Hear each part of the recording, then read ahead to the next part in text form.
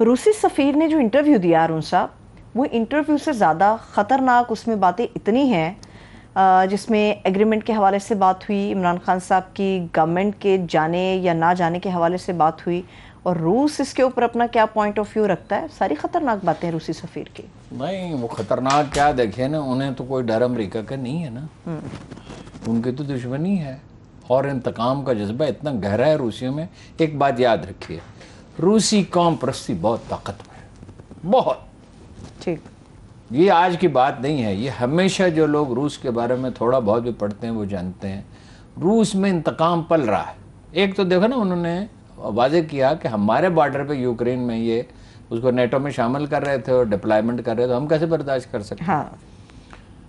ایک اس نے یہ کہا کہ عمران خان کے روس کے دورے کی وجہ سے اس کی حکومت گئی ہے. جی، اور یہ تو ہم بھی جانتے ہیں، یہ تو جو اگر لوگ کو جھوٹ بولنے پہ تلا ہوا تو اس کا تو کوئی علاج نہیں.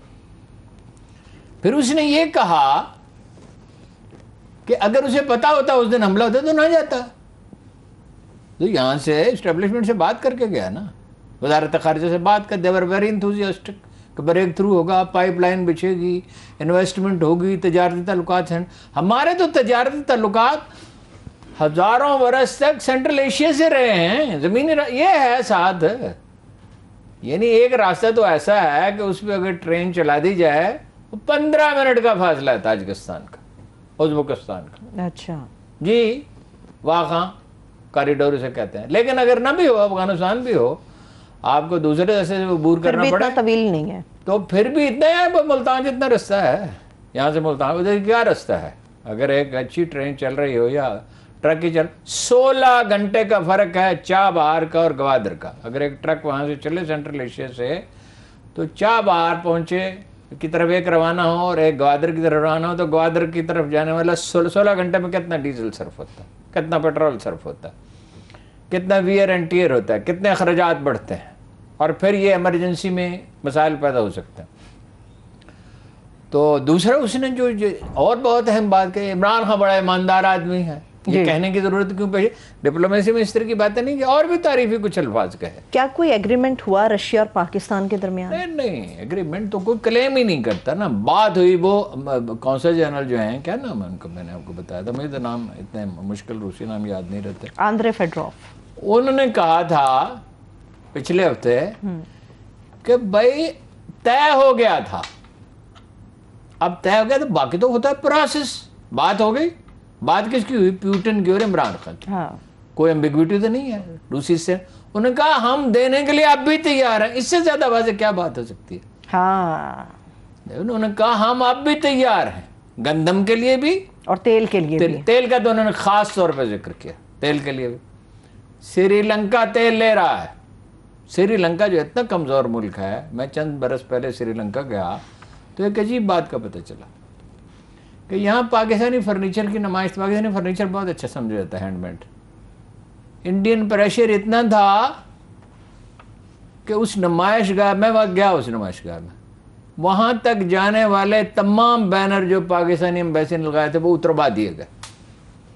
اس کے باوجود سری لنکا خرید بھی رہا ہے اور راشن بھی کر دیا، اس لیے کہ سروائیو تو کرنا ہے نا. یہ پھر موجودہ حکومت کی جھوٹ کو واضح کرتا ہے کہ ہم نے رشیا سے رابطہ کیا، ابھی تک کوئی جواب ہمیں نہیں ملا تیل کے حوالے. جو آپ تو انہوں نے پریس کانفرنس میں دے دیا، لے لو. ایک آدمی سڑک پہ کھڑا ہو کے کہتا ہے کہ لے لو یہ سودا سلم میں میرا. بھائی ان کی ضرورت ہے. یورپ تو بہت کم خرید رہا ہے، اگرچہ خرید رہا ہے، بہت کم خرید رہا ہے، تو انہیں اپنا ملک نہیں چلانا. 93 ارب ڈالر کا سستا تیل بیچ چکا ہے اب تک رشیا.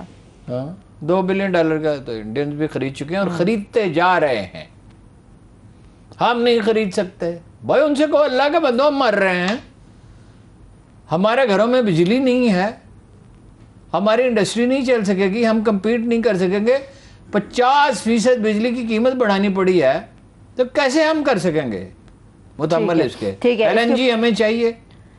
ایل این جی کا تو یہ الزام خان صاحب کے اوپر بھی لگاتے ہیں کہ تب اگر کر لیتے تب یہ ہو جاتا، اب اگر یہ کر لیتے تو آنے والے وقت میں کچھ بہتر ہو جاتا. پچھلی حکومت کے بارے میں درست بھی ہو سکتے ہیں، ہم بھی کہتے رہے بر وقت خریدو، جلدی کرو، ایگریمنٹ کرو، لیکن وہ کیے بھی ہوتے، پیسے کہاں ہیں؟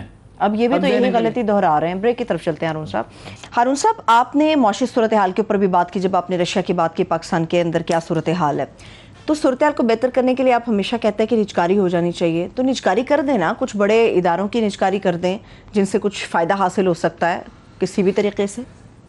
77 سے میں سن رہا ہوں نجکاری کی بات. 77 سے 45 برس گزر گئے. ایک ضیاء الحق صاحب نے ان کو دے دی تھی مفت, اتفاق فاؤنڈری اور بٹالہ انجینئرنگ کمپنی, کچھ اور ادارے دے دیے تھے. یہ افسر شاہی نہیں چاہتی. دیکھیں نا, پی آئی اے میں بار بار ہم نے کہا 40 ارب روپے ضائع ہوتے ہیں جی. بار بار میں نے عرض کیا میاں محمد کو وہاں لگایا جاتا ہے, میاں محمد سمرو کو, جہاں کام نہ کرنا ہو. یہ جو 400 ارب روپے ہم ضائع کرتے ہیں, ان خطرناک حالات میں کوئی آدمی ہو جس کے جو اپنے بچوں کی فیس نہ دے سکتا ہو, گاڑی میں پٹرول, موٹر سائیکل میں پٹرول نہ ڈلوا سکتا ہو, بعض اوقات آٹا خریدنے میں دقت ہو, وہ ایک ایسا کاروبار بھی چلا رہا ہو جس میں اس کی تنخواہ کا 10% 15% ضائع ہو جاتا ہے. یہ کوئی قابل فہم بات ہے؟ بھائی یہ مال گاڑیاں جو ہیں ان کا آپریشن پرائیویٹ, ریلوے میں کچھ پرائیویٹائز کیا ہے. سعد رفیق آگے امید ہے کچھ بہتری ہوگی, کیونکہ پچھلی دفعہ بھی انہوں نے کچھ بہتری کی تھی. تو ٹرینیں تو نہیں بند کر سکتے آپ. لوگ کس چیز پہ سفر کریں گے؟ بسوں کا سفر مہنگا ہے اور غیر آرام دہ بھی بہت ہے, رویہ بھی ان کا خراب ہوتا ہے, بسوں کے اڈوں کا ماحول بھی ٹھیک نہیں ہے. تو نجکاری تو کرنی چاہیے. اعلان تو انہوں نے کیا ہے مفتہ صاحب نے, مگر اعلانات پہ کریں کیا؟ عمل تو ہوتا نہیں ہے. اگر عمل کریں گے تو بڑی اچھی بات ہے. سیاسی جماعتوں کی جب بات آتی ہے تو عموماً پاکستان پیپلز پارٹی کا نام آتا ہے کہ یہ ہمیشہ نجکاری کی مخالفت نہیں, نام کیا آتا ہے, ہمیشہ ڈٹ کے مخالفت کرتے ہیں. جیسے ہی زرداری صاحب نے حکومت سنبھالی 2008 میں وہ مطالبات کے ایک فہرست لے کے گئے پی اے والے کے, ہمارے مطالبات. اچھا. مجھے یونین کے سیکرٹری جنرل نے بتایا کہ انہوں نے کہا یہ کہ مطالبات, اس میں کچھ اور اضافہ کرو. یہ میں نے اس زمانے میں بھی لکھا تھا, کہا بھی تھا, یہ کہ مطالبہ اور کرو. بھئی یہ 5-6 ہزار خاندان ہیں, ان کی بیویاں ہیں, ان کے بچے ہیں, یہ ووٹ ہیں 20-25, یہ تو بڑے ہیں. اسٹیل مل جو ہے اس میں لوگ تھے اسی طرح. اسٹیل مل کیا ہے؟ ایک رہائشی کالونی ہے ایم کی اور پیپلز پارٹی کی. ایک چیز افتخار چودھری صاحب نے کمال کیا, 2007 میں پرائیویٹائز ہو رہی تھی کہ یہ انہیسٹ ہو رہی ہے.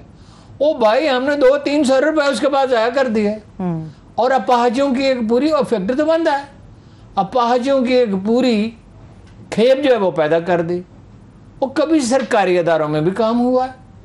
مجھے یاد ہے کہ 80s میں مارگریٹ تھیچر نے کہا کہ یہ کاروبار نہیں چل سکتا.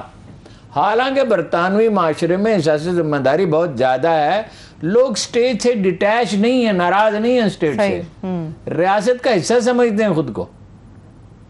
بڑی مزاحمت ہوئی, وہ کر دے پرائیویٹائز. اچھا.